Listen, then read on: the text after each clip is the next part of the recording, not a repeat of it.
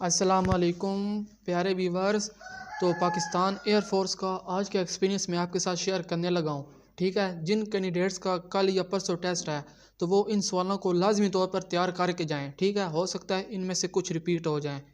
इसके अलावा अगर आप चैनल पर न्यू हैं तो चैनल को सब्सक्राइब कर लें ताकि आप तक डेली बेसिस पर इस तरह की इंफॉर्मेटिव वीडियोस पहुंचती रहें।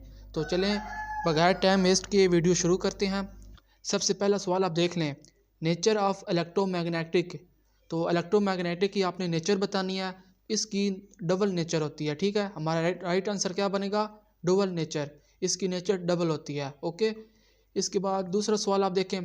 दूसरा सवाल हमारे पास है, aeroplane coming toward airport it's apparent frequency.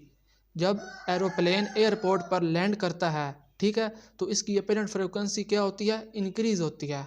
Okay, ये आपने जहन में रखना है। जब एरोप्लेन एयरपोर्ट पर लैंड करता है तो इसकी अपेरेंट फ्रिक्वेंसी इंक्रीज होती है। इसी तरह जब aeroplane moving away from airport it's apparent frequency.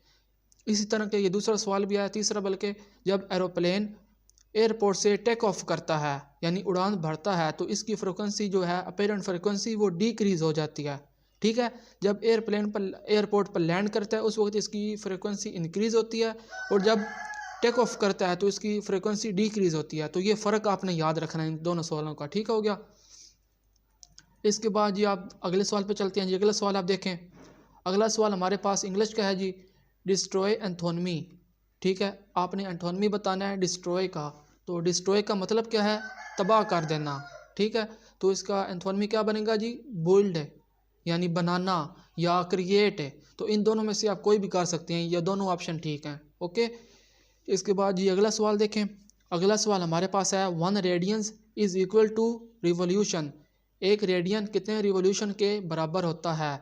तो ये होता है जी 0.159। ओके, इसके बाद अब अगला सवाल देखें। अगला सवाल हमारे पास है, which one is not vector. तो इनमें से आपने बताना है कि कौन सा जो है वेक्टर नहीं है। ठीक है, सबसे पहले हमारे पास क्या है जी? वेट, मोल, आगे डिस्टेंस और स्पीड। तो इन चारों में से कौन सा वेक्टर नहीं है ये आपने बताना है। तो ये जो डी ऑप्शन है ना, स्पीड, ये हमारा राइट आंसर है। ठीक है, स्पीड एक वेक्टर नहीं है, तो ये आपने ध्यान में रखना है, स्पीड एक वेक्टर नहीं है। इसके बाद जी अगला सवाल देखें। अगला सवाल हमारे पास है, isotopes of hydrogen atom. Hydrogen atom के कितने आइसोटोप्स होते हैं? 3 होते हैं। ओके, हाइड्रोजन एटम के 3 आइसोटोप्स होते हैं। इसके बाद जी अगला सवाल देखें। अगला सवाल हमारे पास इंटेलिजेंस का है। ठीक है, अब सबसे पहले इसकी तरकीब समझें, इसमें ये सवाल किस तरह सोल्व हो रहा है। सबसे पहले आप देखें, 2 ज़रब 3 इज इक्वल टू 49 है। अब ये कैसे आ गया? इसी तरह 3 ज़रब 2 इज इक्वल टू 94। तो ये कैसे आया? सबसे पहले इसकी तरतीब समझे, ये किस तरह सोल्व हो रहा है। अब देखें, इस तो आपने किस तरह सोल्व करना है, यह अच्छी तरह समझ लें आप। ठीक है, अब 2 को आपने 3 के साथ ज़रब नहीं करना। ठीक है, 2 को आपने ज़रब करना है 2 के साथ। जब आप 2 ज़रब 2 करोगे तो आपके पास आंसर आएगा 4। ठीक है, ये 4 आ गया। इसी तरह जब आप 3 को ज़रब करोगे 3 के साथ तो आपके पास आंसर आएगा 9। तो ये बन गया ना 49। इस तरह आपने इसको सोल्व करना है। ठीक है, इसी तरह अब अगला आप सोल्व करें। अगला हमारे पास है जी 3 ज़रब 2। तो आपने 3 को 2 के साथ ज़रब नहीं करना, 3 को आपने ज़रब करना है 3 के साथ ही। 3 ज़रब 3 9। ओके, इसी तरह 2 ज़रब 2 4 94 बन गया। अब इसी तरह ये जो थर्ड पे हमें दिया हुआ है ये हमने सोल्व करना है। अब ये किस तरह होगा जी? 4 ज़रब 4 16 60। ठीक है, 4 ज़रब 4 60। इसी तरह जब आप 3 को 3 के साथ ज़रब करोगे तो क्या बनेगा? 9 बन गया ना 169। ये हमारा राइट आंसर है। ठीक है, इस तरह आपने इस सवाल को सोल्व करना है। अगर आपको समझ नहीं आई तो आप दोबारा वीडियो को बैक करें और दोबारा इसको देखें। इस तरह का कोई भी सवाल आ गया तो उसकी जो तरीका है ना करने का, वो यही तरीका है। ठीक है, उसको आपने इस तरीके से सोल्व करना है। इसके बाद अगला सवाल देखें। अगला सवाल हमारे पास है, how many isotopes have odd atomic number. तो यह इसका राइट आंसर हमारे पास होगा 86। ठीक है, how many isotopes have odd atomic number 86।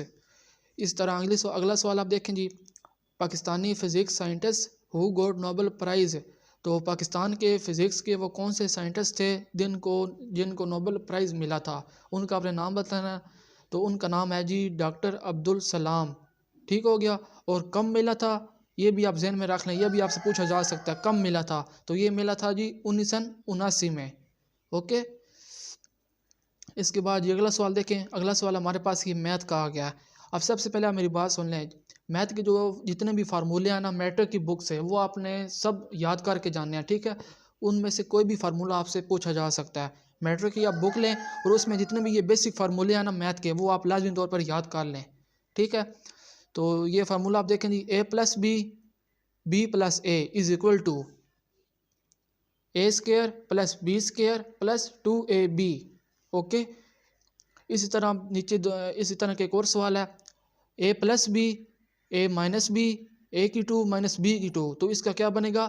तो इसका बनेगा जी ए प्लस बी का। ठीक हो गया। इसके बाद ये अगला सवाल देखें। अगला सवाल हमारे पास है न्यूटन सेकंड लॉ। न्यूटन का आपने सेकंड लॉ बताना है कौन सा है। तो न्यूटन का सेकंड लॉ है जी F is equal to M A. Okay. Newton का सेकंड लॉ क्या है? F is equal to M A. इसी तरह नीचे अब एक और इंटेलिजेंस का सवाल है जी हमारे पास, निब इज टू पेन। ठीक है। Nib is to pen. Nib जो होती है ये किस में लगी हुई होती है? ये पेन में लगी हुई होती है। ठीक है। जिसकी मदद से हम लिखते हैं। Then telescope is to. तो टेलीस्कोप में क्या होता है? टेलीस्कोप में लेंस होते हैं जिनकी मदद से हम देखते हैं। तो हमारा राइट आंसर क्या बनेगा? लेंस। ठीक है। Nib is to pen, then telescope is to lens. Okay हो गया। इसके बाद जी आज का हमारा आखिरी सवाल हमारे पास है जी, फोर्स का आपने यूनिट बताना है। ठीक है। फोर्स का यूनिट क्या होता है? फोर्स का यूनिट होता है जी न्यूटन। ओके। फोर्स का यूनिट न्यूटन होता है। उम्मीद है आपको ये वीडियो पसंद आई होगी। काइंडली वीडियो को लाइक कर दिया करें। ठीक है। बहुत मेहनत लगती है वीडियो बनाने में। इसके अलावा अगर अभी तक आपने चैनल को सब्सक्राइब नहीं किया तो अभी सब्सक्राइब कर लें, ताकि